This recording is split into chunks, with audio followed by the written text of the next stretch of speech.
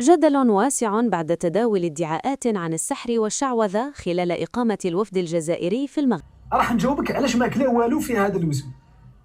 الحاجة الأولى يخافوا السحر. طرد الإعلامي الجزائري كمال مهوي من كأس إفريقيا 2025 رسمي. فضيحة تاريخية للجزائر. رسميا المغرب تطرد المراسل الجزائري كمال مهوي وتسكت أفواه الجزائر بشكل كامل.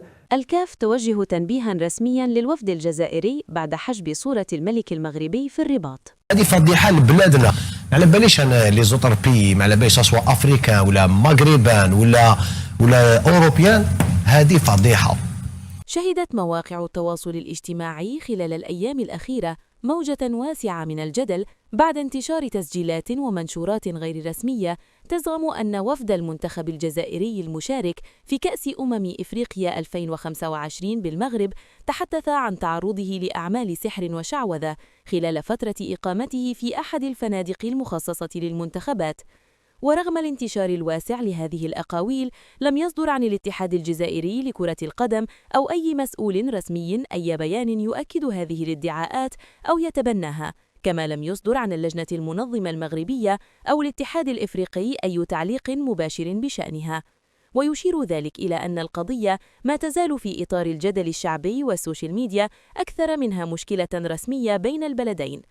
انتشرت مقاطع فيديو وتعليقات تزعم العثور على ممارسات غريبة داخل مرافق إقامة بعض أعضاء البعثة الجزائرية، ورغم أن هذه المحتويات حققت نسب مشاهدة عالية إلا أنها لم تقدم بأي أدلة موثقة، كما لم تتم الإشارة فيها إلى مصدر رسمي أو تقرير صحفي مهني يؤكد الواقعة. خبراء في الإعلام الرياضي أكدوا أن مثل هذه الادعاءات غالباً ما تظهر خلال المنافسات الكبيرة، خصوصاً عندما تكون هناك حساسية رياضية أو جماهيرية بين بلدين، ما يجعل منصات التواصل بيئة خصبة للشائعات والمبالغات.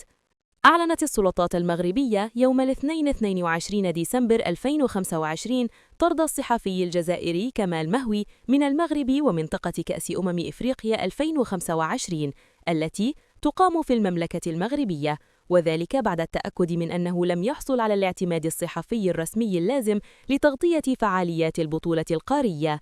كمال مهوي المعروف بعمله كمراسل لقناة النهار الجزائرية تم توقيفه في إجراء تفتيش روتيني من قبل الجهات الأمنية المكلفة بتنظيم التغطية الإعلامية للبطولة القارية. نتائج التدقيق كشفت أنه لم يمتلف بشروط الدخول والتصاريح المعتمدة من الاتحاد الإفريقي لكرة القدم كاف، التي تتطلب موافقات مسبقة ودقيقة للوصول إلى الملاعب والمرافق الرسمية أثناء البطولة.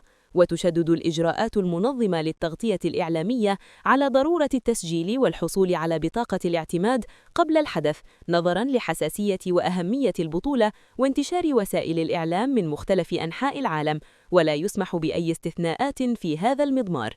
قبل رحيله أثارت بعض منشورات مهوي على منصات التواصل ردود فعل قوية، حيث تضمنت محتويات حادة وانتقادات تتعلق بالبطولة وإقامتها في المغرب، وهو ما أثار انتقادات أيضا من زملائه الصحفيين داخل الجزائر وخارجها، الذين رأوا أن تغطية الأحداث الرياضية الكبرى تقتضي احترام اللوائح المهنية والعلاقات الواجب الالتزام بها بين الدول ووسائل الإعلام. شهدت أجواء كأس إفريقيا 2025 كان 2025 التي تقام حالياً في المغرب جدلاً واسعاً بعد تداول صور وفيديوهات تظهر قيام بعض أفراد الوفد الجزائري بإخفاء أو حجب صورة صاحب الجلالة الملك محمد السادس داخل أحد الفنادق للإقامة بالعاصمة الرباط. وسط هذا الجدل، وجه الاتحاد الإفريقي لكرة القدم الكاف رسالة رسمية وتحذيرا للمنتخب الجزائري بسبب هذا التصرف، معتبرا أنه يتنافى مع قواعد الاحترام المتعارف عليها تجاه رموز الدولة المنظمة للبطولة.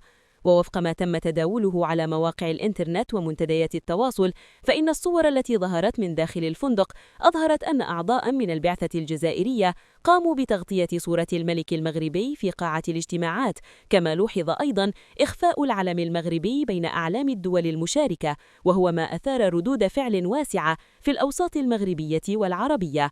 وقد اعتبر هذا التصرف خرقاً غير مقبول للبروتوكول الرياضي والدبلوماسي في سياق بطولة قارية مهمة، ما دفع الكاف إلى التدخل مباشرة وتقديم تنبيه رسمي للاتحاد الجزائري لكرة القدم.